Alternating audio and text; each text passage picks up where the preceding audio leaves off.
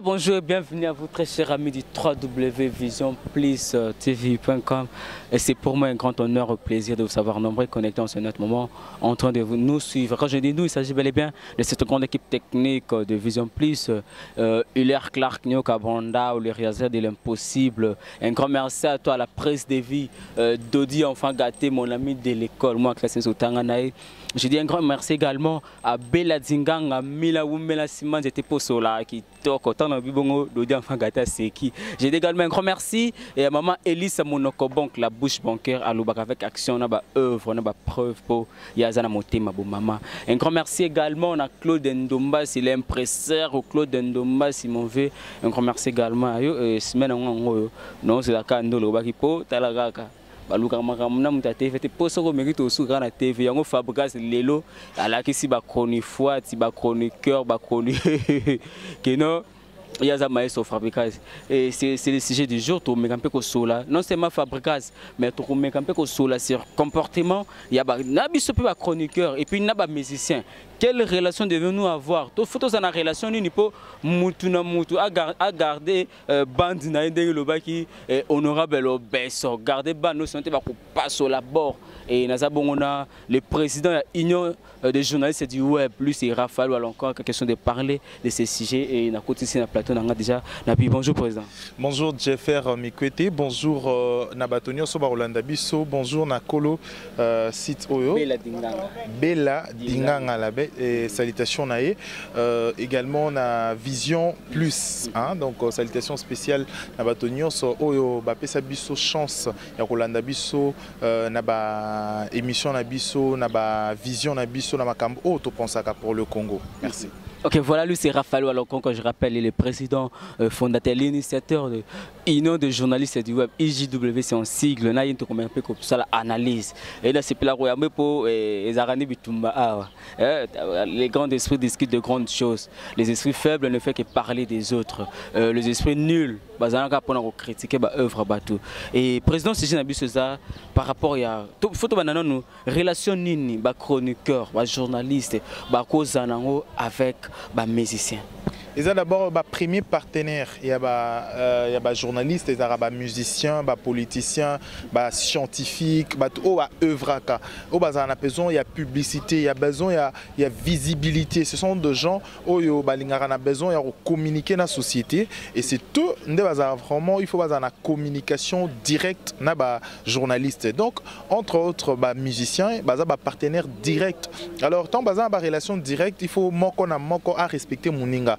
Musicien, il faut respecter journaliste, journaliste, il faut respecter musicien. Pour Nanini, il y a un contrat de partenariat où musicien a ça journaliste. Jamais musicien a ça journaliste. Et jamais un journaliste a ça musicien.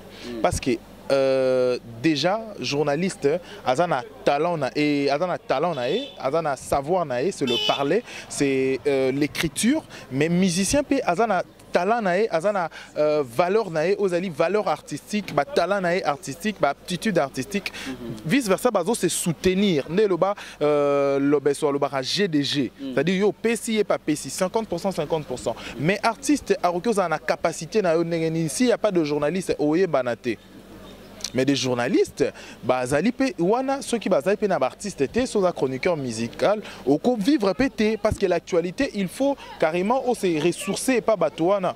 Tout artiste, alors, il y a un contrat de respect, contrat il y a partenariat direct. Ok, on a tiré déjà deux questions à propos et sur visibilité. Mais là, il y a un vivre, tout le monde a plus de chroniqueurs, de musiciens pour la visibilité et puis combo d'ailleurs. On a kangamina et na mututel et plus ba mona ngana ba photo, plus ba mona ngana ba concert, plus azotanga combo nanga et nazo comme plus visible. Bosani tu me musana. Mais oebi eza question à conscience. Ba te belende batangeli peut-être mosala ote, ba ebite qui en journaliste. Déjà journaliste aux stars et à société. Journaliste parfois plus qu'artiste. Déjà. Pourquoi? Tu as tout le temps dans la société, tu as tiré la conclusion, la analyse, tu as tiré, tu permettre à ton union sur le canal pour que tu bana. Donc, tu as faiseur de stars. Déjà, d'abord, tu as créateur, tu as créateur. Tu vois, il y a des journalistes qui ont créé des musiciens. Tu as des musiciens qui ont créé Wenge. Tu as des journalistes qui sont là pour que Wenge nani polémique à Wenge botama. Tu as des journalistes. Tu as des journalistes qui ont créé des buzz, des actualités pour faire circuler. C'est un combo. Les lots qui ont eu des poulcra, nanis. Tu as des Joka Kabengele. Beaucoup de respect pour ces messieurs. Tu as des artistes qui ont bossani combo na combo artiste na Zakari Baba som tapé ça combo. Donc des artistes comme ça, JB Piana, vient à Bisso, nani comment le bulldozer, nani y a antenne, comme nani encore tout le temps encore Joka Joka. Mais Joka on tapé ça JB combo et Bela Zanango, Fali pour pas combo mususu toyo karana. Ce sont des journalistes au bazarana bango, mais pas journalistes, ce sont des faiseurs de stars inconscients. Déjà, il y a des stars, mais il y a des stars. Ils sont dangereux pour la société. Il y a que valeur, il faut se respecter. Déjà, quand il y a un concert, tout ça la publication artiste. Les fans ont des mais peut-être des artistes. Ils vont se joindre à un artiste. Il y a un concert, mais il faut une prise de conscience de journaliste. Journaliste, des artistes, ça l'a raté. Ngapé artiste soit lingi soki azarana c'est-à-dire ayebi que azana intérêt moko pe pa nangai. C'est pas n'importe qui. Ceux qui n'importe qui, Jeffer, je pense que tout le journaliste ça va interview na artiste yana. Parfois ba tira à profit au bengi epé boy, abinonga na disponible. Je suis pas partant. Mais ceux qui répondent à l'invitation, peut-être ils m'auront tali et pas naïo à qu'ils ont intérêt en plus parce que les musiciens ont intérêt. À tel intérêt naï, non, bah qu'on l'entend en émission naï, émission à grande audience. Et bon, d'accord, je réponds. Pour apprécier autant naï, c'est ça. Ok, voilà. Et deuxième question par rapport à propos de Louba Kiliboso. Et lobby journaliste, tant que vous appelez un musicien, à vous appelez aussi requérir l'actualité. Est-ce que sans musicien, journaliste a créé l'actualité? Non, l'actualité c'est créé, mais l'actualité faut à vrai. Ils ont buzz, même si on a créé buzz moi le coup de fausse information. Non, journaliste a créé l'actualité. Alors il y a boye, non excusez, neti boye nga peut-être. Naro vanda boye non, bino semaine on a une émission sans musicien, sans nani. Mais je descends à la rue. Na luki ba tout analyser na bango fait de société, ba réalité d'actualité à musique peut-être. Peut-être plus la musique et la politique que la musique. Moi j'étais chroniqueur musical. Je fus chroniqueur musical. Si les lopes parfois na ça mais n'a jamais peut-être participé à un concert à l'artiste Moussous. Oui, n'a participé à un concert à l'artiste monté n'a participé pas. C'est pas peut-être parce que je voulais pas, mais peut-être par ma conviction Moussous soupé. Au moni, c'est l'actualité, bien sûr. On a un la TV, on a tiré la conclusion place. C'est vrai que c'est une ambiance aux journalistes, peut-être il faut zalana, mais il y a parfois Babylon comme aux journalistes peut-être ça musane nani résumé le comme mais quand que journaliste ayana pour luka baboke libanga. Vous voyez? Mais parce que le monde déjà si couleur wana. Non, c'est pas biso mutopé si couleur wana. Et ça peut-être ba bureau d'artiste né bazarabongo. Pour journaliste déjà à star ya société, ceux qui peut-être député ailleurs quelque part, ou boire à député, pourquoi pas boire à journaliste? Un partenaire na yot. Et là le rôle là, yo travaille à la société moi communication à Kinshasa. Ce président ya société à Nazaliwana. Topé déjà société à Nazaliwana. Au Saleni. Ou bois qu'il y a journaliste, un chef, il y a émission donc ce qu'il y a quelque part moi dédicace ces aranangote pour ça là. Mais pour extrapoler, mais tout le monde va dédicace même pour extrapoler moto ça va des gens et comme moi nani batunde ba comme kanisa que la dédicace c'est ça la moto. Dédicace c'est ça la moto té. Ba rappeler que batu qui existe ka. Bah rappeler que existe c'est ça. Et ça rappelle moi sur le plan musical que existe dédicace ils ont la valeur pourquoi ils ont la valeur na terme pourquoi parce que musique ils ont la frontièreté. Musique na on se retrouver lélo na 100 000 km peut-être il y a kin 80 000 km. Na France, Belgique, on se retrouve. Musique et côté, on a peut-être une mission au Balanda, mais qui déjà combo nao. C'est une publicité.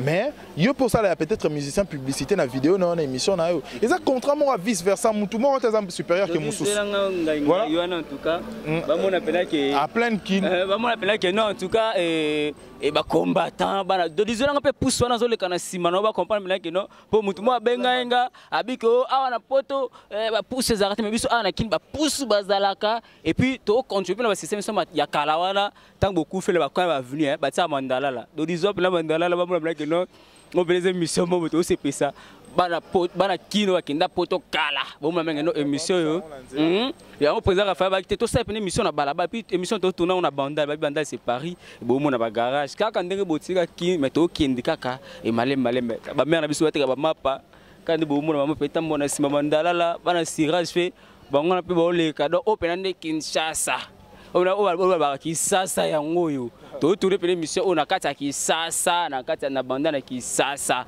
to za pena na banda na balabala puis bomona kandi ba oleka bo kompa bata pousse na biso bazali bata ba coordonner biso pe ambulant bazali ba mécanicien biso pe balabala bazali voilà présent toujours ngana sujet na biso lelo automoni elongo système ya kozala attaché de presse to éviter ceux appels par exemple objectif to ba lutte oyo yona association yona ba journaliste ou PCO confiance pour lutter contre et le système attaché de presse c'est comme attaché de fesses attaché de sexe attaché de fesses ou de sexe n'a évité comment est-ce que conception on a d'abord au loba mais n'a évité yo d'abord il faut expliquer on a expliqué teza ngate eza ngonde yeba les salma mikolo attaché de fesses attaché de sexe ya nini neti yo oyo komi musique okomi attaché soit disant oya ki attaché de presse ya musicien mo songolo mpakala mais olongwe na profession okomi attaché de sexe omona okomi soit moi si ya musicien wana okomi soit aider ya musicien wana et yango ba kombi système wana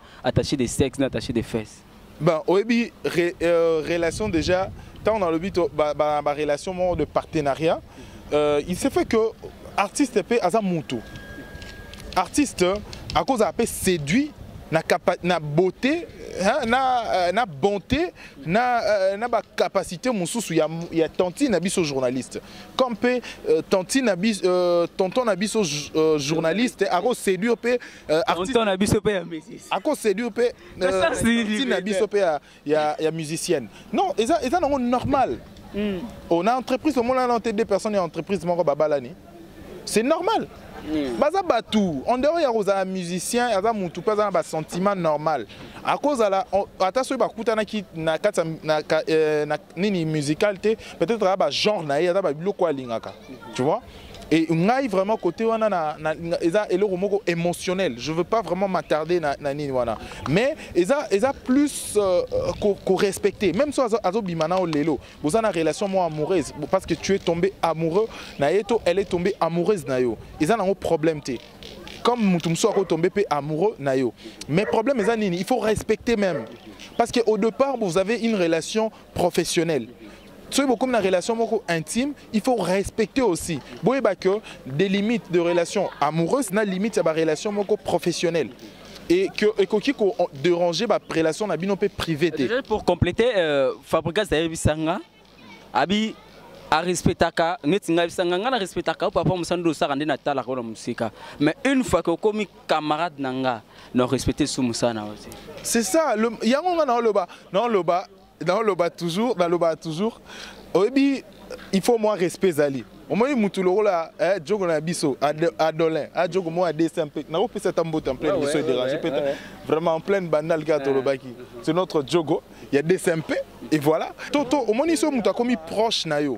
Il faut respecter encore Makasi parce que il capacité nae parce que peut-être dans la musique au été que Jefferson un garçon mouindou maïele intelligent et puis en plus a une capacité il y a peut-être il y a création à texte moni tant au comme pembe nae au yebisiko capacité nae au qui même ko exploiter ba côté nae parce que dans des relations il faut qu'un mutu a bénéficié moko mususu pas bénéficier.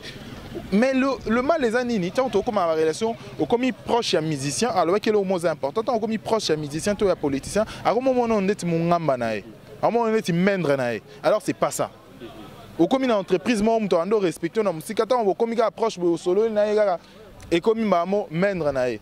surtout na kati ya ba relation ya ba profession oyo musique to nini mususu tant peut-être fille ce que asalika genre kitiseka elamba et silimba moko tout le respect kitipe et quoi ina mabele. C'est ça le mal. Il faut respecter. Peut-être après relation, que ça encore makambo belé botika na ba relation amicale. Okay. Voilà, merci beaucoup, président. Question sur Kapoto Kabana, parce qu'on des qui pena si je n'habite au phare. Lelo o Fabregas a yembi ba kroni fuati na kati ya album o ya ba musicien là qui chasse à lelo a yembi ba kroni fuati et toyoki na kinezolo ba de partout que non et union de journalistes au PC Fabregas suspension que non n'habite ce il y a combien de durée yo mo doza ou déterminé que non journaliste c'est morté internet ayamba Fabregas parce que a manqué bino respect par rapport ya musala na bino peu importe ma bo bozo sala peu importe alors jamais qu'on traiter bino de chronifuati à dénigrer bino. Est-ce que la faute revient à Fabregas ou la faute revient na bino moko ba jeune c'est obotambola kana ndenge mabe to tulu bango?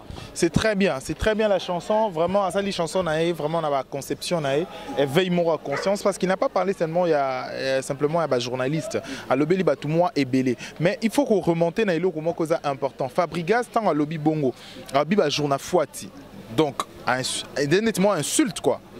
Et moi je pense que Ezaïki vraiment bien pour Asala peut-être éveille à conscience à rappeler qu'à battu ordre mais insulte Eza vraiment Eza bien tes propreté puis en plus au moins déjà il nani attaque à Fabregas Eza moi discrimination morobo surtout bino ba journal fuati. Vous comprenez? Donc, soit le qui peut-être journaliste ou exercer internet, journaliste à web, c'est autre chose. Mais déjà, même dans la télévision, il faut que Babouzo Bapé Zali et Belé. Na Congo, na la télévision, ils appellent Babouzo Bébélé. Peut-être qu'ils ont pire que Ozo les canaux internet. Mais ils ont juste peut-être parce qu'ils ont masqué na makamususu, masqué na petit respect à la télévision et bimaraté. Mais l'internet les a exposé, n'importe quoi, l'internet, c'est très dangereux. C'est un comportement. Oh, vraiment, il faut déplorer. Mais Fabregas, comme Matatine à niveau, vraiment, je pense que c'est très dangereux. Pour un artiste, soit ça, s'attaquer à la presse, c'est vraiment pas bien. Insulte déjà, Wana, et ça insulte, journal fouat, c'est-à-dire, il attaque vraiment.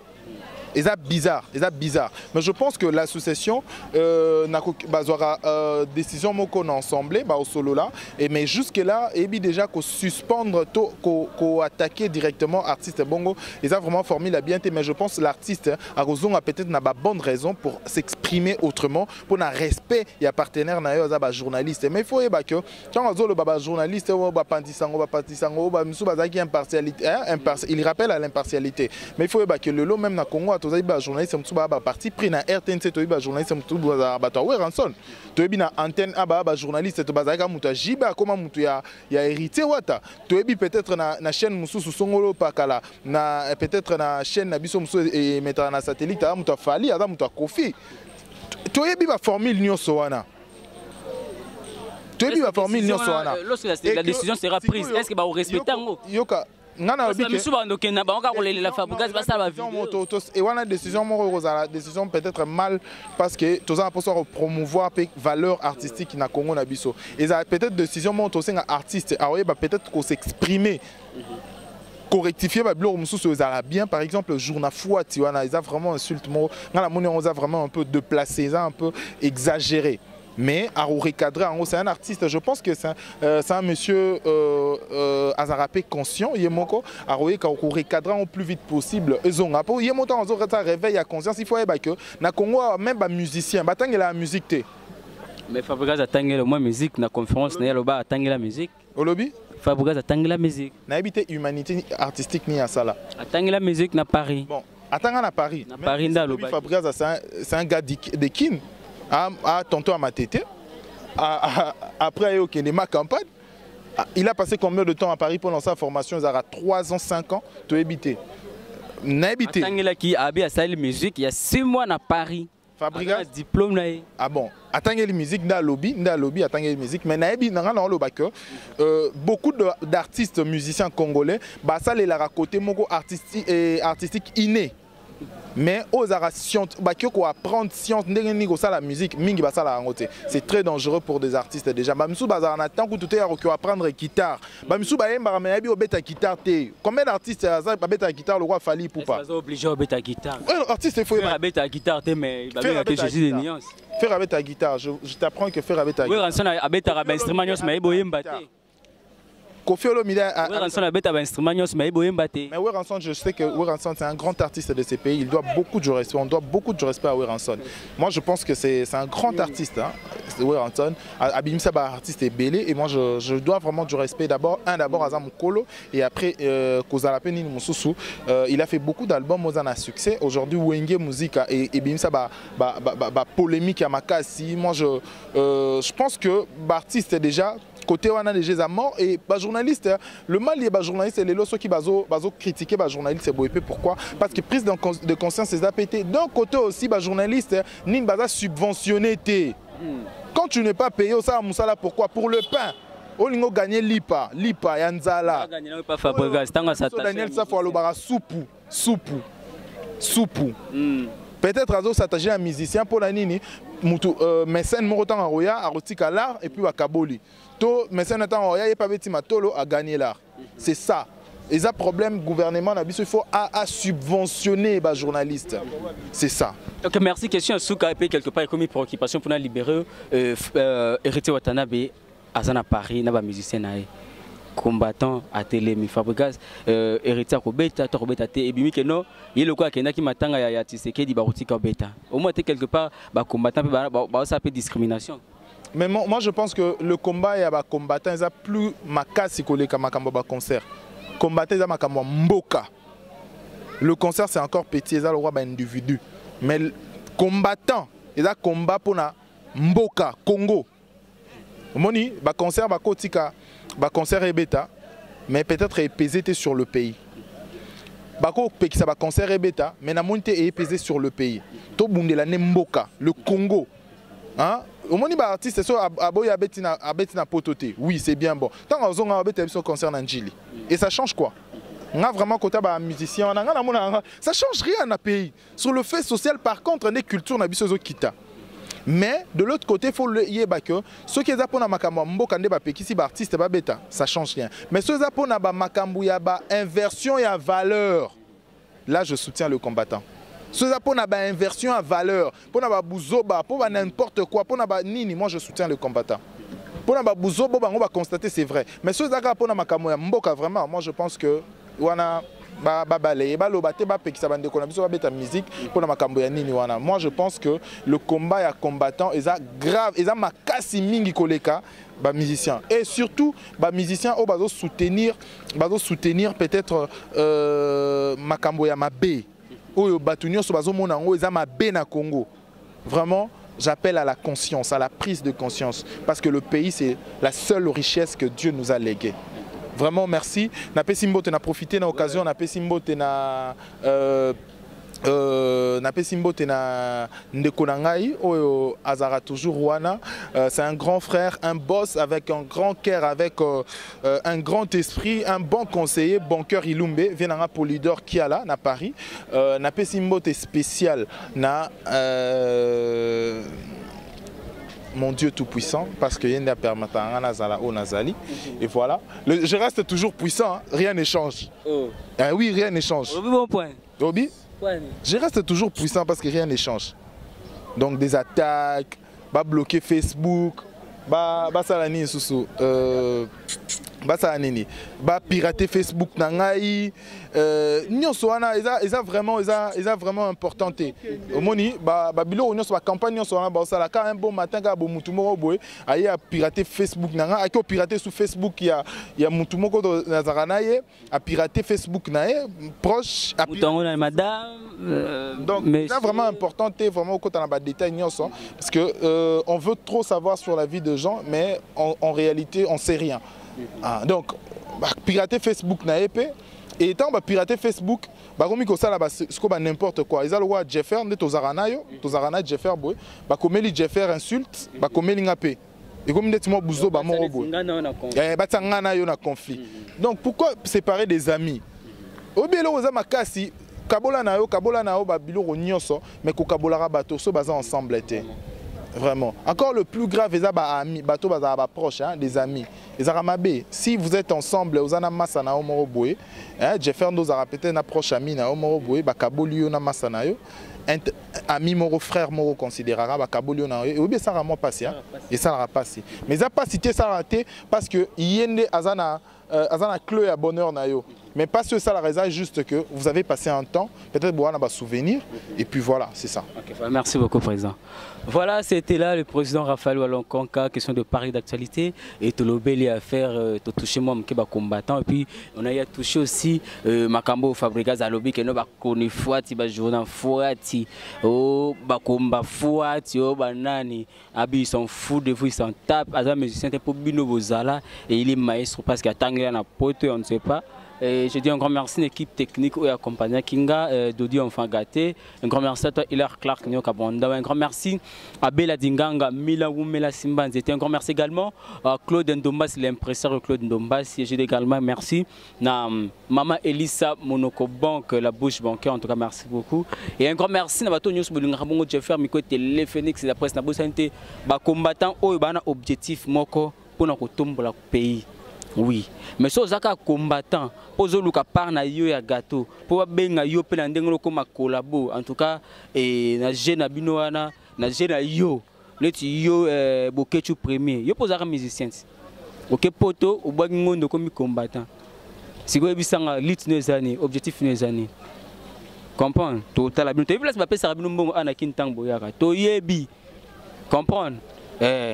Mais d'ici là, portez-vous très bien. Quant à moi, je vais faire mes côtés. Je serai toujours là présent et pour la copie, ça une information au temps réel parce que je suis les Phoenix Claps.